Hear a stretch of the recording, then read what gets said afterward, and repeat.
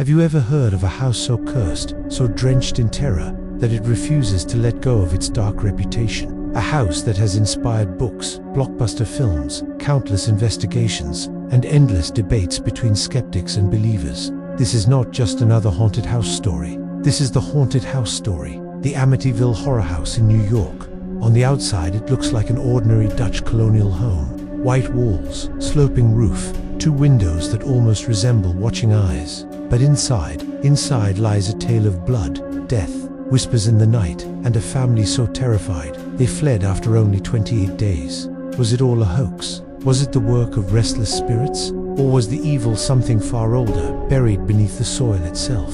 Stay with me, because by the end of this video, you'll decide for yourself if you would dare spend even one night inside the most infamous haunted house in America. Amityville, Long Island, just 40 minutes from New York City. This town looks like something from a postcard. Peaceful streets, families out walking dogs, boats docked along the shoreline of the South Oyster Bay.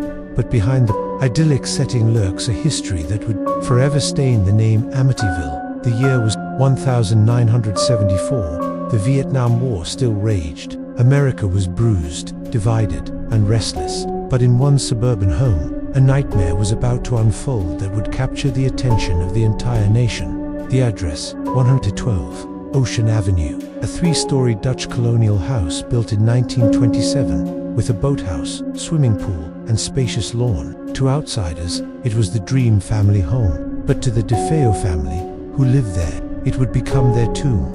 On November 13, 1974, a tragedy struck that would never be forgotten. Inside the Amityville home, 6 members of the DeFeo family were murdered in their beds.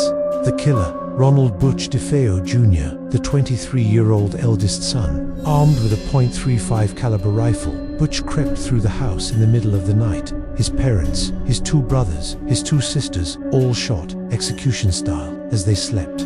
What's chilling is not just the murders themselves, but the silence. No one in the neighborhood reported hearing the gunshots. None of the victims appeared to have struggled. They all lay face down, as though something darker, something unnatural, had lulled them into submission. Later, Butch would claim he heard voices in the house, voices that commanded him to kill. In one chilling statement, he said, "Once I started, I just couldn't stop.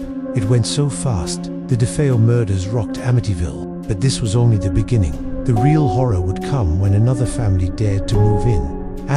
Just 13 months after the murders, the house went up for sale, and surprisingly, it sold quickly. George and Kathy Lutz, a young couple with 3 children, bought the home for $80,000, far below market value. They knew about the murders. How could they not? But they believed the past was behind them. A house is just wood and stone, right? It can't hold evil, or can it? On December 18, 1975, the Lutz family moved in. They brought with them dreams of a fresh start. Instead, they walked straight into a nightmare. It began with small things. Cold spots in random rooms, strange odors that appeared and vanished, doors slamming shut on their own. Then, things escalated. George, the father, would wake up every night at 3:15 a.m., the exact time the DeFeo murders took place. He would hear noises, footsteps, whispers. He claimed he felt a dark presence in the house, something watching, something waiting. Kathy began to experience terrifying visions. At night, she claimed to see a demonic face hovering above her bed. She said she felt invisible arms wrap around her. The children too were affected. The youngest, Missy, spoke of an imaginary friend named Jody. But Jody wasn't just any friend. According to Missy, Jody was a pig with glowing red eyes, and sometimes the Lutzes swore they saw those eyes staring at them from outside the window. As days turned to weeks, the activity in the house grew more violent. The Lutz family described swarms of flies appearing in winter, dozens, hundreds, buzzing, crawling, covering the windows and walls. Green slime oozed from keyholes and the walls themselves. Crucifixes hung in the house would suddenly turn upside down. Kathy said she levitated off her bed, unable to scream as invisible forces pinned her down. George became a different man. Normally mild-mannered, he grew angry, distant, obsessed with chopping firewood, barely eating, barely sleeping. He claimed he felt the house trying to take him, twisting him into something violent. One night, the Lutzes said they discovered a small hidden room in the basement, painted entirely red. No windows, no purpose, just a red room. George's dog refused to go near it, barking and growling at something unseen. The family contacted a priest to bless the house, but even that went wrong. The priest reported a powerful force screaming at him to get out. He left in terror. By now, the Lutzes were trapped in a nightmare they couldn't wake from.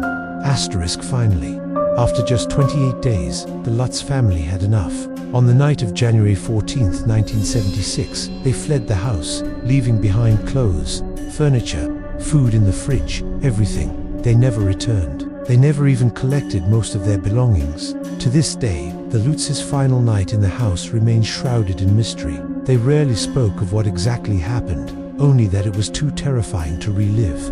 What could drive a family to abandon their dream home so suddenly? What did they see? What did they hear? The Amityville Horror House quickly became a media sensation. Journalists, investigators, and paranormal researchers all wanted answers. Among the most famous were Ed and Lorraine Warren, the renowned demonologist couple later made famous by the Conjuring films. They claimed the house was infested with a dark, inhuman presence. Photographs from their investigation showed glowing anomalies, even the face of a ghostly boy peeking from a doorway. But skeptics were quick to push back.